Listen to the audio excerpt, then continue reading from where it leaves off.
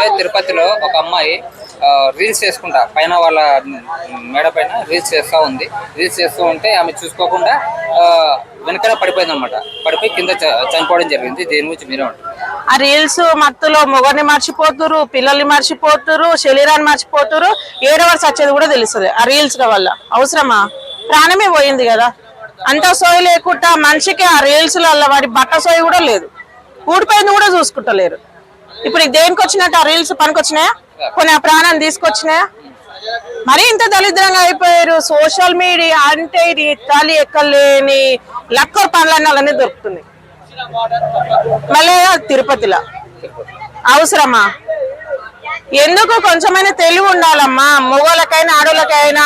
ఓడైతే మెట్రోలో చేస్తాడు, ఆ రోడ్ల మీద చేస్తారు, ఫ్రీ బస్సులలో చేస్తారు. దేనికి ఆ రీల్స్? ఆ యూస్ వల్ల ఏమొస్తుంది? అందరు ఫేమ్ అవుతారు, అందరు ఫేమ్ అవుతారు. మరి ఉత్తోడోడిగా దేనికి? ఆ ఫేమ్ వల్ల ఏమొస్తుంది? ప్రాణాల మీదకి తెచ్చుకుంటున్నారు. ఓన్లీ రీల్స్ ల కోసము ప్రాణాల మీదకి తెచ్చుకుంటున్నారు. అవసరం లేదు, దానివల్ల ఉపయోగం ఏం లేదు. మీరు సచ్చినాక వచ్చే పేరు దేనికి? అది సచ్చినాక వచ్చే పేరు దేనికి? ఇప్పుడు ఫేమ్ అయింది చూడు. ఇంకా ఇప్పుడు అవుతుంది ఇక ఫేమ్. చేస్తారని వాళ్ళైతే అనుకోలేదు కదా, వాళ్ళైతే అనుకోలేదు. ఏ తల్లికైనా ఏ తండ్రికైనా పిల్లలు చచ్చిపోవాలని ఎవరికి ఉండదు.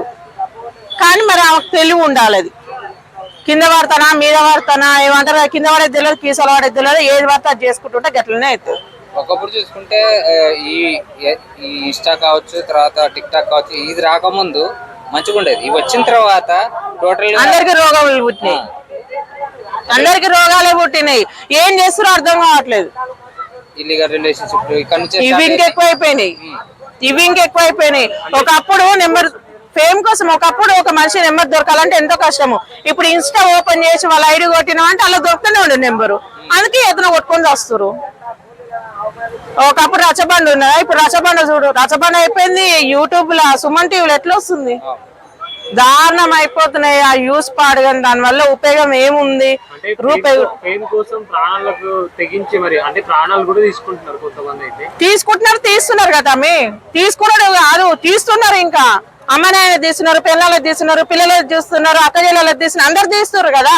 వాళ్ళు చావుకునే పక్కన కూడా చంపుతున్నారు కదా. అంత దారుణంగా అయిపోతారు. దానివల్ల ఉపయోగం ఏం లేదు. మన బట్టసోయి మన తనువు చూసుకున్న తర్వాత అప్పుడు చేసుకో రీల్స్, ఏం కాదు. అంటే టోటల్ చెప్పండి, అంటే దీని మీద ఎలాంటి చట్టాలు ఉండాలంటారు రావాలనుకుంటే, ఒకవేళ ఎలాంటి ఆపాలనుకున్నప్పుడు? చట్టాలు అనేది ఫస్ట్ మెయిన్ ఒక్కరికైతే ఏం వర్తించదు, అందరికి వర్తిస్తుంది. ముందు మన సోయి మనకు ఉండాలి. ఫస్ట్ అది ఒకటి మనము పెట్టుకోవాలి. ఆ రోడ్డు మీద ఇప్పుడు బండి వస్తుంటే దాటాలంటే భయం ఉంటది, ఎందుకంటే వాడు వచ్చి గుద్దుతాడని.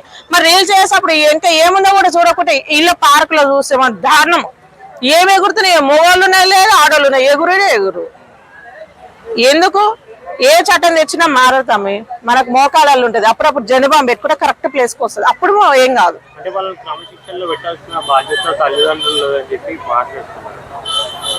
కరెక్ట్ వాళ్ళ కాడ కూడా ఉంటది కదా, తల్లిదండ్రుల కాడ కూడా ఉంటది. సగానికి సగం తల్లిదండ్రుల కాడ కూడా ఉంటది. చెప్పే రీతిలో చెప్పాలి, వింటారు.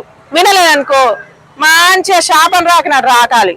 ఏడ ఇంట్లో కూడా రాకొద్దు.